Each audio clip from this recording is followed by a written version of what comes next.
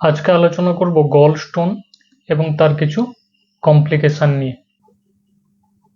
এই হচ্ছে আমাদের বিলিয়ারি সিস্টেম, অর্থাৎ পিত্তনালীর শাখা প্রশাখা। প্রথমে লিভারে পিত্ত উৎপন্ন হয়ে এই দুটো নালী অর্থাৎ রাইট আর লেফট হেপাটিক ডাক্ট দিয়ে নিচে নেমে আসে। তারপর এখানে এই সিস্টিক ডাক্ট হয়ে গল ব্লাডারে এসে পিত্ত জমা হতে থাকে এবং গাঢ় হয়।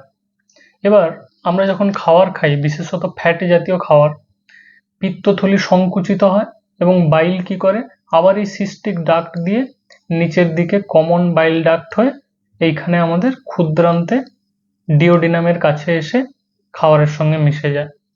এবার প্রশ্ন হচ্ছে যে পিত্তপাথর কেন হয়? আমাদের মাথায় রাখতে হবে যে লিভার নিঃসৃত পিত্তরস আর এই গল ব্লাডারের যে পিত্তরস, তার কিন্তু ঘনত্বের অনেক ফারাক। এই পিত্তরস প্রায় 5 থেকে 20 গুণ বেশি কনসেন্ট্রেটেড হতে পারে। তার ফলে কি হয়? তার ফলে এই বাইলের মধ্যে থাকা উপস্থিত যে বিভিন্ন সলিড ম্যাটার, সেগুলো নিচে থিতিয়ে পড়ে এবং ধীরে ধীরে সেগুলো পাথরে পরিণত হয়। এবারে পাথর যদি খুব বেশি হয়, সেটা কি করে? সেটা এই গল ব্লাডারকে এবং একই সঙ্গে এই যে সিস্টিক ডাক্ট, এই মুখটার কাছে এই সিস্টিক ডাক্টকে কি করতে পারে? ব্লক করে ফেলতে পারে। তার ফলে এই গল ব্লাডারের যে ইনার ওয়াল, এই ভেতরের দিকের যে দেওয়ালটা, এটা কি হতে পারে? প্রদাহ সৃষ্টি হতে পারে, যাকে আমরা বলি ইনফ্লেমেশন অফ গল ব্লাডার, যার মেডিকেল নাম হচ্ছে কোলেসিস্টাইটিস।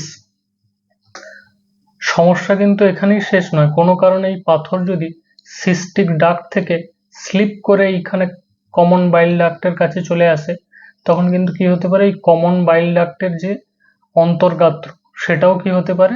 প্রদাহ সৃষ্টি হতে পারে। আর পাথরের সাইজ যদি একটু বড় হয়, সাফিসিয়েন্টলি লার্জ হয়, তখন কি হবে? এই কমন বাইল ডাক্টগুলোকে কি করে ফেলে? এগুলো ব্লক করে ফেলে। ফলে বাইল আর নিচের দিকে নামতে পারে না, যার দরুন বাইল ফিরে গিয়ে ব্লাডে মিশে যায় এবং হতে পারে অবস্ট্রাকটিভ জন্ডিস। পাথর আর একটু স্লিপ করে যদি এইখানটায় চলে আসে এবং এই জায়গাটায় ব্লক করে, তার ফলে আমরা দেখতে পাচ্ছি এই জায়গাতে এসে মিশছে এই প্যানক্রিয়াটিক ডাক্ট। প্যানক্রিয়াটিক ডাক্টের মাধ্যমে নিঃসৃত প্যানক্রিয়াটিক জুস, সেটাও কি হচ্ছে? বেরোতে পারছে না, ব্লক হয়ে যাচ্ছে। তার ফলে এই প্যানক্রিয়াস কিন্তু ক্ষতিগ্রস্ত হতে পারে, যার ফলে হতে পারে প্যানক্রিয়াটাইটিস। এবং একই সঙ্গে যেহেতু এই জায়গাটা কমন জায়গাটাতে আছে, তার ফলে একই সঙ্গে অবস্ট্রাকটিভ জন্ডিস এবং প্যানক্রিয়াটাইটিস দুটোই হতে পারে। তাহলে আমরা দেখলাম যে এই গল স্টোন কিন্তু বিভিন্নভাবে আমাদের শরীরে বিপত্তি তৈরি করতে পারে। তাহলে এই গেল বিভিন্ন বিপত্তির বৃত্তান্ত। এখানে আমরা দেখতে পাচ্ছি একটা রিয়েল গল ব্লাডার, যেটা কোলেসিস্টেক্টমি সার্জারি করে বাদ দেওয়া হয়েছে, যার মধ্যে ফিউ মিলিমিটার থেকে ফিউ সেন্টিমিটার সাইজের মাল্টিপল স্টোনস রয়েছে এবং এখানে সিগনিফিক্যান্ট অ্যামাউন্ট অফ ইনফ্লেমেশনের সাইনও কিন্তু বিদ্যমান। সিমটোমেটিক গল স্টোনের ক্ষেত্রে প্রধান উপসর্গ হচ্ছে রাইট আপার কোয়াড্র্যান্ট পেন, যেটা এই আপার রাইট অ্যাবডোমেন এরিয়াতে ফিল হতে পারে, অথবা এই এপিগ্যাস্ট্রিক এরিয়াতে ফিল হতে পারে। এই এরিয়াতে কখনো কখনো এই পেন আবার রেফার পেন হিসাবে এই রাইট শোল্ডার রিজিয়ানে বা এই রিজিয়ানে কিন্তু অনুভূত হতে পারে।